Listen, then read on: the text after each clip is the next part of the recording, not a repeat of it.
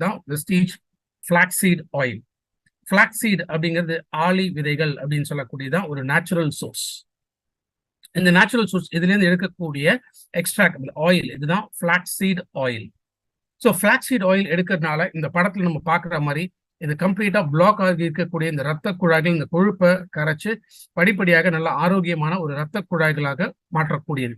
So once இந்த ரத்த குழாய்கள் நார்மல் ஆயிடுச்சு அப்படின்னாலே ஹார்ட் ஃபங்க்ஷன்லேருந்து எல்லாமே கம்ப்ளீட்டாக ஹெல்த்தியாக மாறக்கூடியது. அப்போ ஃபிளாக்ஸ் ஆயில் எடுக்கிறதுனால பாயிண்ட் நம்பர் 1 என்னன்னு கேட்டிங்கன்னா பிளட் ப்ரெஷர். ஏன்னா இந்த கொழுப்பை கரைக்கிறதுனாலே பிளட் ப்ரெஷர் நம்ம திரும்ப நார்மலைஸ் பண்ண முடியும். ரெண்டாவது ஃபிளாக்ஸ் அப்படிங்கிறது இதுல இருக்கக்கூடிய முக்கியமான ஊட்டச்சத்து அப்படின்னு பார்த்தீங்கன்னா அது ஃபைபர், நார்ச்சத்து. ஸோ நார்ச்சத்து இருக்கிறதுனாலேயே செரிமான சம்பந்தப்பட்ட ப்ராப்ளம். ஸோ பாயிண்ட் நம்பர் 2 என்னன்னு கேட்டிங்கன்னா டைஜஷன் ரிலேட்டடான problem. So once digestion related problem இல்லை அப்படின்னாலே ஃபைபர் இருக்கிறதுனால மூணாவது பாயிண்ட் என்னன்னா மலச்சிக்கல், கான்ஸ்டிபேஷன் வராமல் தடுக்கிறதுக்கு ஃபிளாக்ஸ் ஆயில் பயன்படுத்தலாம்.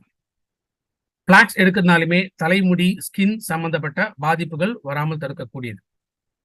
அடுத்த பாயிண்ட் தைராய்டு. ஸோ தைராய்டில் ஹைப்பர் இல்லை ஹைப்போ தைராய்டு. ஸோ எந்த மாதிரி தைராய்டு கண்டிஷன்ஸ் இருந்தாலுமே ஹார்மோன்ஸை பேலன்ஸ் பண்ணும் அப்படிங்கிறனால தைராய்டு கண்டிஷன்ஸில் ஃபிளாக்ஸ் ஆயில் நம்ம பயன்படுத்தலாம். அடுத்ததாக கண்.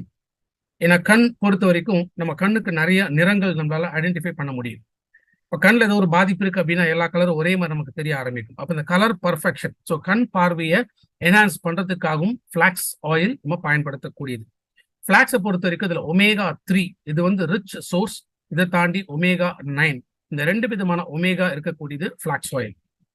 மெயினா கேன்சர் ப்ரிவென்ட் பண்றதுக்காகவும் சரி, இந்த கேன்சர் ட்ரீட்மெண்டோட பாதிப்புகள் ஏற்படாமல் இருக்கும் ஃபிளாக்ஸ் நம்ம பயன்படுத்தக்கூடியது.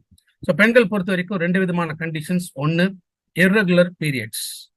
ஸோ இர்ரெகுலர் பீரியட்ஸ் இதுவும் ஹார்மோனல் இம்பேலன்சஸ்னால ஏற்படக்கூடியதுங்கிறதுனால ஸோ பீரியட்ஸ் ரெகுலரைஸ் பண்றதுக்கு ஃபிளாக்ஸ் ஆயில் நம்ம பயன்படுத்தலாம். முக்கியமாக மெனோபாஸ், அதாவது ஒரு 45-50 வயது தாண்டும் போது பீரியட்ஸ் படிப்படியாக நிற்க ஆரம்பிக்கும். மெனோபாஸ் கண்டிஷன்ஸ் ரீச் ஆகும் பொழுது ஹார்மோன்ஸ் கம்ப்ளீட்டா டிஸ்டர்ப் ஆகுது. இதனாலதான் ஆட்டோ இம்யூன் டிசார்டர் அப்படின்னு சொல்லக்கூடிய கேன்சர், ரொமட்டாய்டு ஆர்த்ரைட்டிஸ் இந்த மாதிரி ப்ராப்ளம் பெண்களுக்கு ஏற்படக்கூடியது.